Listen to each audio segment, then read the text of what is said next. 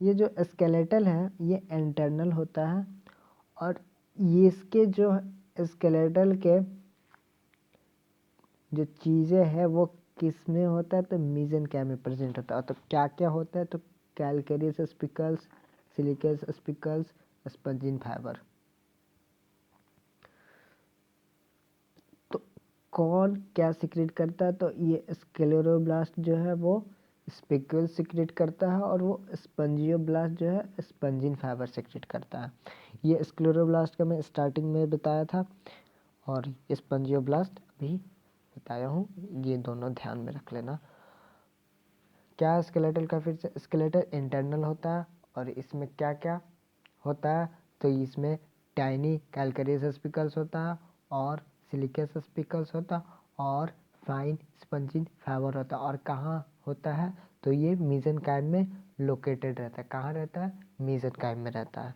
ये हो गया स्केलेटल का। अब है कि ये रिस्पायरेशन और एक्सक्रीशन कैसे होता है, तो रिस्पायरेशन और एक्सक्रीशन है, तो रिस्पायरेशन और एक्सक्रीशन जो है वो डिफ्यूज़न के थ्रू होता है, डिफ्यूज़न ऑफ गैसेस के थ्रू होता है। और किस डिफ्यूज़न ऑफ गैसेस के थ्रू होता है, और किस, अब कोई ऑर्गन तो चाहिए, तो ऑर्गन ही इसमें बॉडी सरफेस के थ्रू हो जाता है रिस्पायरेशन और एक्सक्रीशन। और इसमें जो एक्सक्रीटरी मैटर है वो होता है ammonia. Excretory matter ammonia, Porifera का एक्सक्रीटरी मैटर क्या है, अमोनिया। ये हो गया यहाँ तक उसके सारे फीचर नहीं हुए, भी बाकी है कुछ ये उसके बारे में। एक बहुत ही अच्छी चीज़ बाकी है जिसके लिए सब उतावले रहते हैं, वो है उसका प्रोजेनी आगे बढ़ने का, उसका खानदान का भी तो चिंता होना चाहिए यार। तो मतलब उसके रिप्रोडक्शन का। तो रिप्रोडक्शन दो प्रकार से होता है, सभी जानते हैं। इसमें तुम लोग एक्साइटेड नहीं होगे सुन के, इसको देखकर एक्साइटेड हो गया। तो दोनों पढ़ते हैं, इसको भी पढ़ना ही पड़ेगा यार, एक्साइटेड हो या ना हो। चलो शुरू करते हैं।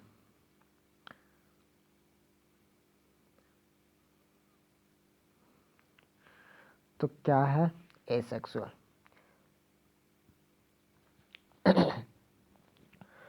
तो एसेक्सुअल में सबसे पहले तो बडिंग के थ्रू, दूसरा है फ्रेगमेंटेशन के थ्रू, और तीसरा है स्पेशल सेल मास गैम्यूल। ये दोनों बडिंग और फ्रेगमेंटेशन, ये दोनों तो होगा जब फेवरेबल कंडीशन होगा, मतलब माहौल मस्त होगा तब।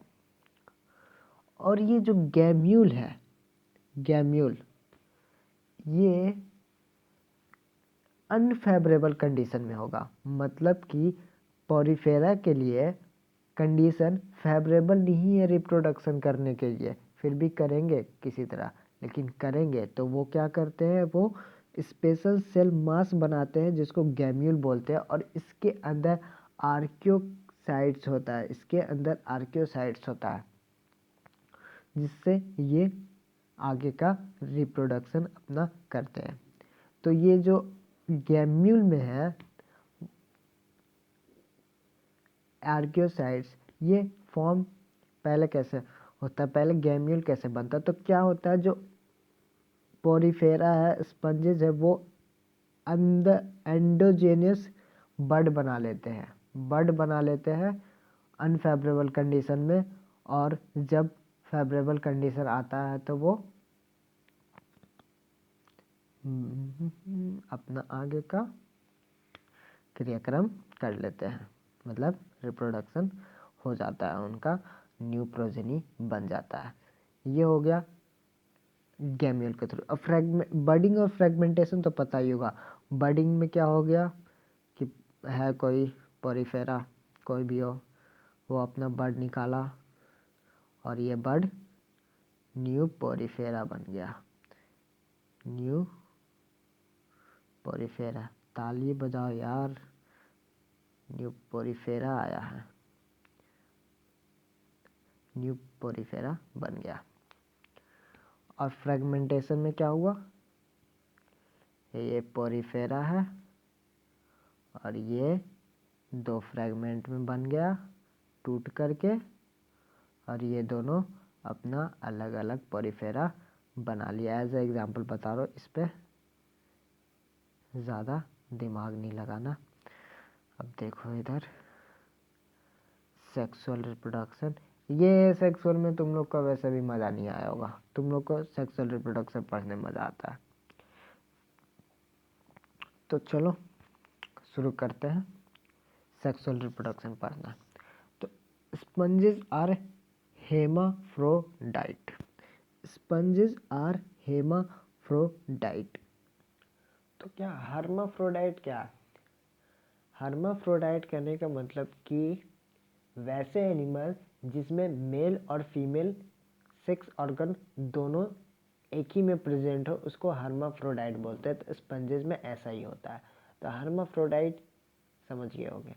तो फर्टिलाइजेशन जो स्पंजेस में होता है वो इंटरनल होता है, मतलब बॉडी के अंदर होता है। फर्टिलाइजेशन इंटरनल होता है, यहाँ तक समझ गया। अब प्रोटोगाइनस कंडीशन, ये जो स्पंजेस होते हैं, 2 स्पंजेस होते हैं, वो दोनों क्रॉस करते हैं, सेल्फ पॉलिनेट नहीं होते। मतलब कि एक स्पंज है उसमें मेल ऑर्गन और फीमेल ऑर्गन दोनों प्रेजेंट है। स्पंज है, मेल ऑर्गन भी और फीमेल ऑर्गन दोनों प्रेजेंट है, मेल ऑर्गन और फीमेल ऑर्गन दोनों प्रेजेंट है, लेकिन वो लोग क्रॉस पॉलिनेशन करते हैं, सेल्फ पॉलिनेशन नहीं करते हैं, क्योंकि वो प्रोटोगाइनस कंडीशन में होते हैं। प्रोटोगाइनस कंडीशन, अब मैं बताता हूँ क्या है प्रोटोगाइनस कंडीशन। कि प्रोटोगाइनस कंडीशन में ये है कि फीमेल ऑर्गन जो है, फीमेल ऑर्गन है वो पहले मैच्योर कर जाता है, मतलब रिप्रोडक्शन के लिए वो कैपेबल हो जाता है फीमेल ऑर्गन, और मेल ऑर्गन नहीं होता मैच्योर। तो जब फीमेल ऑर्गन पहले से मैच्योर है और मेल मैच्योर नहीं है, तो वो कोई और पोरीफेरा के, कोई और स्पंज के स्पर्मेटोजोआ से, कोई और स्पंज के स्पर्मेटोजोआ से वो रिप्रोडक्शन होगा उसमें। उसी को प्रोटोगाइनस कंडीशन बोलते हैं। फिर से मैं बता रहा हूँ, देखो स्पंज है, 2 स्पंज है, मेल ऑर्गन,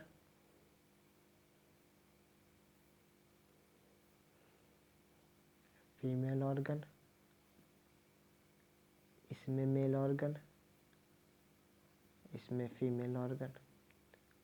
ठीक है, जो फीमेल ऑर्गन है वो पहले मैच्योर हो जाएगा और ये मेल जो है वो नहीं होगा।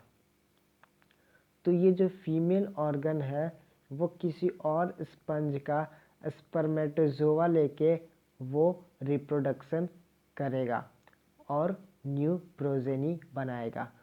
उसी को प्रोटोगाइनस कंडीशन बोलते हैं। अगर ये मैच्योर ही नहीं है तो ये सेल्फ पॉलिनेट नहीं हो पाएगा, मतलब खुद से पॉलिनेशन, एक ही स्पंज अंदर ही अंदर पॉलिनेट नहीं कर सकते, उसे किसी और स्पर्मेटोजोआ का ज़रूरत पड़ेगा, क्योंकि इसका खुद का मेल ऑर्गन मैच्योर नहीं है रिप्रोडक्शन के लिए।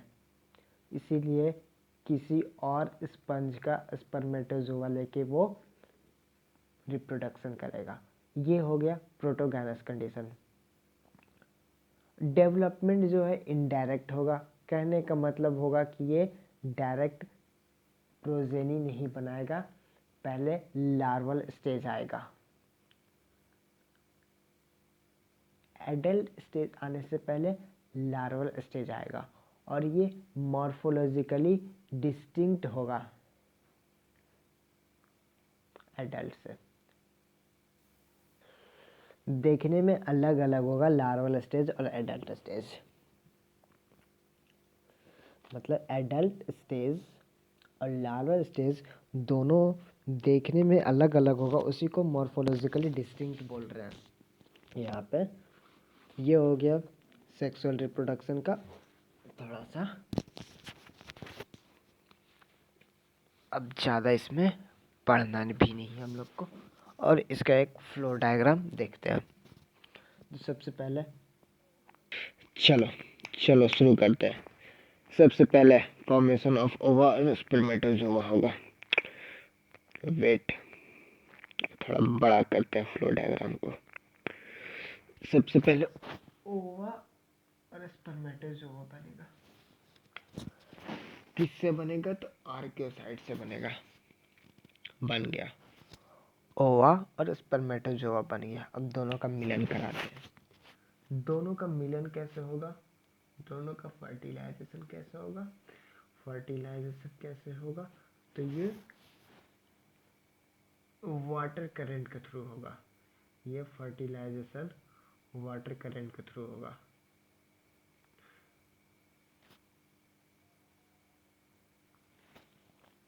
मतलब कि ये स्पंज है, इससे स्पर्मेटोजोआ बाहर निकला और ये पानी के थ्रू बहते बहते अनदर स्पंज के पास गया और जाकर फर्टिलाइज कर दिया। और फर्टिलाइजेशन बॉडी के अंदर होता है, इसलिए इंटरनल फर्टिलाइजेशन होता है। तो ये जो पानी के थ्रू गया, मतलब वाटर करंट के थ्रू गया एक स्पंज से दूसरे स्पंज, इसी को बोल रहे हैं कि ये वाटर करंट के थ्रू हुआ। तो fertilization take place in another, fertilization जो है इंटरनल होगा और take place in another sponge through water current. मतलब मैं पहले बोल दिया था कि एक स्पंज सेल्फ पॉलिनेट नहीं करेंगे, दूसरे स्पंज का ज़रूरत पड़ेगा, दूसरे स्पंज का स्पर्मेटोजोआ का ज़रूरत पड़ेगा। इंटरनल होता है, यहाँ तक कोई दिक्कत नहीं। ओवा आया, स्पर्मेटोजोआ आया, दोनों मिलन हुआ। कौन मिलवाया? पानी मिलवाया।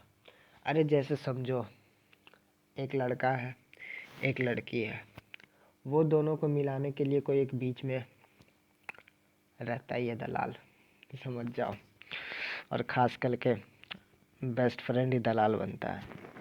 वैसे इधर समझ लो कि ओवा और स्पर्मेटोजोआ को मिलाना है, तो यहाँ बेस्ट फ्रेंड कौन बना? वाटर। मतलब स्पर्मेटोजोआ को वाटर ले गया दूसरे स्पंज के पास कि जाओ फर्टिलाइजेशन कर लो। कहानी सुनो क्या? बोर हो जाओगे क्या? मेरा कहानी से वैसे भी बोर ही होगे। चलो तो टॉपिक पे आते हैं। ये हो गया फर्टिलाइजेशन। अब हो गया है, अब दोनों लड़का लड़की मिल चुके हैं, कहीं तो जाएंगे, कुछ तो करेंगे, तो वो उसको वहीं छोड़ देते हैं। अब लोग स्पंज पे ही आते हैं, नहीं तो कहानी कहीं और चल जाएगा और टॉपिक कहीं और। ये जायगोट बना लिया, स्पर्मेटोजोआ मिला, ओवा मिला, फर्टिलाइजेशन इंटरनल हुआ, जायगोट बना, फिर ये क्लीवेज हुआ। जायगोट बना और क्लीवेज हुआ और लार्वा बन गया। अब लार्वा बन गया। लार्वा बनने के बाद क्या होगा? ऑस्कुलम से जो लार्वा फ्री लिविंग हो जाएंगे बॉडी के अंदर, वो ऑस्कुलम से बाहर निकल के एक एडल्ट स्पंज बना लेंगे। और ये जो स्कैफा का लार्वा है इसको एम्फीब्लास्टुला, और ये ल्यूकोसिलोनिया का जो लार्वा है वो पैरेन्काइमुला। ये हो गया क्लियर।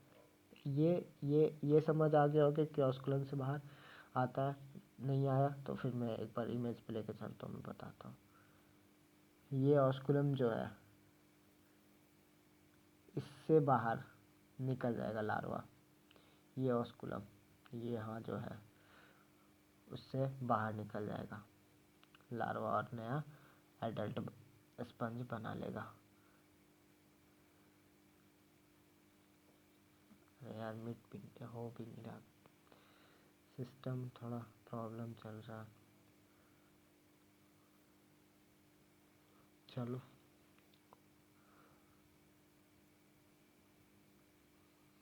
मेरा डायग्राम कैसा लगता है? एकदम मस्त बनाता हूँ ना, वो मजनू भाई वाला डायग्राम। हो गया ये रिप्रोडक्शन का खेला समाप्त। अब चलो यार, नया स्पंज आ गया, नया स्पंज आया, मज़ा आ गया। चलो अब आगे देखते हैं। तो स्केलेटन के बेसिस पे पोरीफेरा को 3 क्लास में डिवाइड किया गया। 3 क्लास स्केलेटन के बेसिस पे। सबसे पहला कालकेरिया, दूसरा हेक्साक्टिनिडा और दूसरा डेमोस्पंजिया। दूसरा नहीं, तीसरा डेमोस्पंजिया। ये हो गया। अब ये कैलकेरिया में स्केलेटन कैसा होगा? तो कैलकेरियस स्पिकल्स होगा। और हेक्साक्टिनिड, अरे यार इतना कॉम्प्लिकेटेड इसका प्रोनाउंसिएशन है ना, मेरे से बोला नहीं जाता। कसम से मेरा मन करता है कि इसका नाम चेंज करके मेरा नाम रख दो यार इसके जगह पे। हेक्साक्टिनिलिडा जो होता है उसमें ग्लास स्पंज होता है, उसमें 6 रेड सिलिकस स्पिकल्स होता है। रुको यार, मिट गया, दिख नहीं रहा होगा, हटाने दो इसको। 6 रेड सिलिकस स्पिकल्स। और इसमें डेमोस्पेंजिया में 1 या 4, 1 और 4 रेड सिलिकस स्पिकल और स्पंजिन फाइबर, या फिर बोथ, या फिर मतलब बोथ मतलब या फिर ये सिलिकस स्पिकर या स्पंजिन फाइबर या फिर दोनों। ये डेमोस्पेंजिया का। उसके बाद इसका हैबिटेट कैलकेरिया का, तो ये मेराइन होता है and found in shallow water. और ये भी मेराइन ही होता है और ये डीप सी में मिलता है। ये मेराइन होता है या फिर फ्रेश वाटर स्पंज होता है।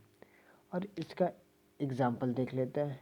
तो कैलकेरिया का एग्जाम्पल ल्यूकोसेलेनिया, इसको स्मॉलेस्ट स्पंज भी बोलते हैं। और दूसरा है साइकन, इसको स्कैफा और यूआरएन स्पंज भी बोलते हैं। इसका हेक्साक्टिनेलिडा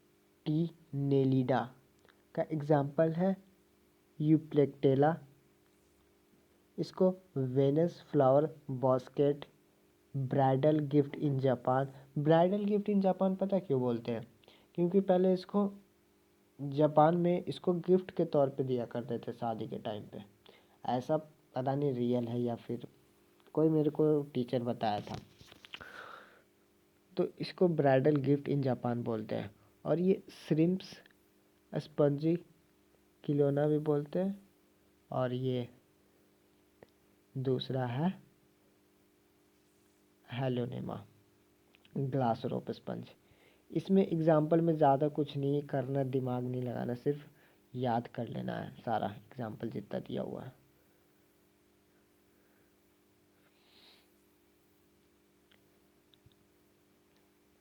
और डेमोस्पंजिया का पहला एग्जाम्पल है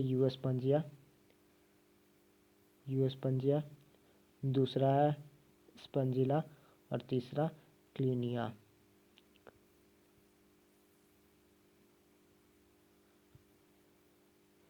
पहला यूएस्पंजिया, दूसरा स्पंजिला और तीसरा क्लिनिया।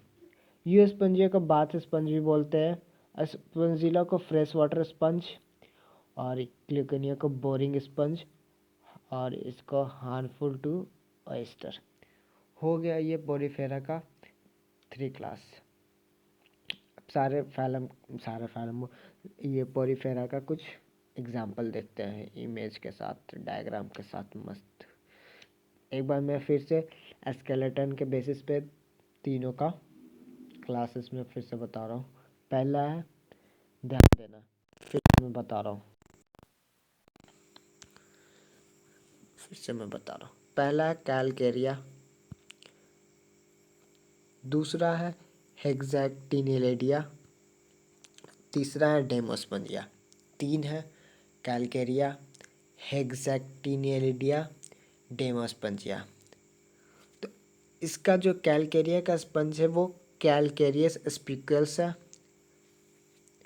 और हेक्सैक्टिनिलिडा का 6 रेड सिलिकस स्पिकल्स है और इसमें 1 और 4 रेड सिलिकस स्पिकल्स है या फिर स्पंजिन फाइबर या फिर दोनों है। और इसमें इसका जो हैबिटेंट है कैलकेरिया का हैबिटेंट मेराइन है और ये सैलो वाटर में होता है। इसका एग्जाम्पल देखते हैं कैलकेरिया का, ल्यूकोसोलोनिया, ये स्मॉलेस्ट स्पंज है। और दूसरा एग्जाम्पल है स्काइफा जिसको साइकन भी बोलते हैं, यूआरएन स्पंज। ये हो गया कैलकेरिया का। फिर हेक्सैक्टिनिलिडिया का एग्जाम्पल से पहले ये देखते हैं कि इसका हैबिटेंट कैसा है। तो ये मेराइन है और ये डीप सी में मिलता है। डीप सी मतलब समुद्र के गहरा एकदम वाटर में उसमें। और ये पहला एग्जाम्पल है यूप्लेक्टेलिया, इसको Venus flower basket, bridal gift in Japan, shrimp, Spongicola, क्रिस्टन, इतने सारे नाम से जानते हैं इसको। और ये हाइलोनेमा ग्लासरोप स्पंज इसको बोलते हैं। एग्जाम्पल को याद कर लेना, एग्जाम्पल में ज़्यादा कुछ लॉजिक नहीं लगाना है। और डेमो स्पंज का हैबिटेट देखें तो ये मेराइन होता है और ये फ्रेश वाटर स्पंज होता है। इसका एग्जांपल यू स्पंजिया जिसको बाथ स्पंज भी बोलते हैं। बाथ स्पंज इसलिए बोलते हैं कि पहले इस स्पंज को लोग नहाने के लिए मस्त यूज़ करते थे। जैसे अभी जो आता है बना हुआ रेडीमेड मार्केट में, पहले वो नहीं होता था तो मस्त स्पंज ही उठाते तो उसी से अपना काम चला लेते थे। दूसरा है स्पंजिला जिसको फ्रेश वाटर स्पंज बोलते हैं। और तीसरा है क्लियोना जिसको बोरिंग स्पंज बोलते हैं और ये हार्मफुल टू एस्टर। ये एग्जाम्पल में कोई लॉजिक नहीं है ज़्यादा लगाना, सिर्फ याद करने का हो गया। ये पोरीफेरा का तीनों क्लासेस स्केलेटन के बेसिस पे ख़त्म हो गया है। आते हैं कुछ कॉमन स्पंजेस का डायग्राम देखते हैं। चलो आओ आगे।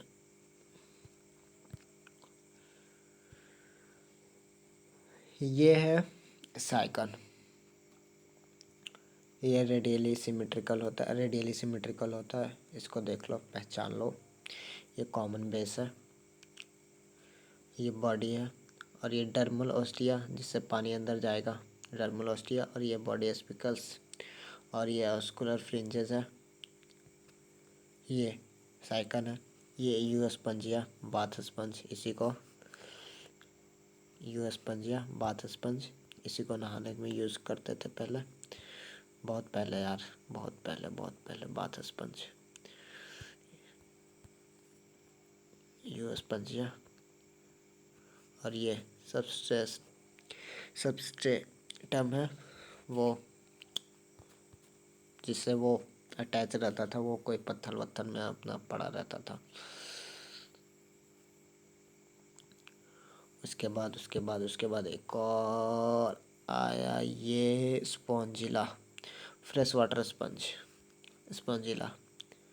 ये ऑस्कुलम, यहाँ से पानी निकलेगा। ये डर्मोलॉस्टिया, पानी जाएगा। ये हो गया। नेक्स्ट क्या है? ल्यूकोसोलेनिया। वीआई केयर का मैसेज आ गया यार। ल्यूकोसोलेनिया ये रेडियली सिमेट्रिकल होता है। स्मॉलेस्ट स्पंज है और ये यू प्लेक्टेला जिसको Venus flower basket, bridal gift in Japan बोलते हैं। इसको गिफ्ट देते थे यार जापान में, मस्त। कुछ नहीं मिला तो इसी को उठा के दे दिया गिफ्ट। ये हो गया पोरीफेरा ख़त्म हो गया, काफ़ी ज़्यादा टाइम लग गया। आगे का फाइलम से हम लोग थोड़ा फास्ट करेंगे। एक बार देख लो सारे स्लाइड यार, जिसको जो नोट करना है कर लेना, पॉज कर कर के, मुझे कोई दिक्कत नहीं है। मैं ऐसा बिल्कुल नहीं बोलूँगा कि नोट क्यों नहीं किया या फिर क्यों कर लिया, जिसको जो करना वो करो। तो लेक्चर को आज यहीं ख़त्म करते हैं। तो गुड बाय एवरीवन, मिलते हैं अगले लेक्चर में। अगले लेक्चर होगा हम लोग का सिलियन ट्रेटा, शायद से, यस सिलियन ट्रेटा। अगला लेक्चर होगा सिलियन ट्रेटा।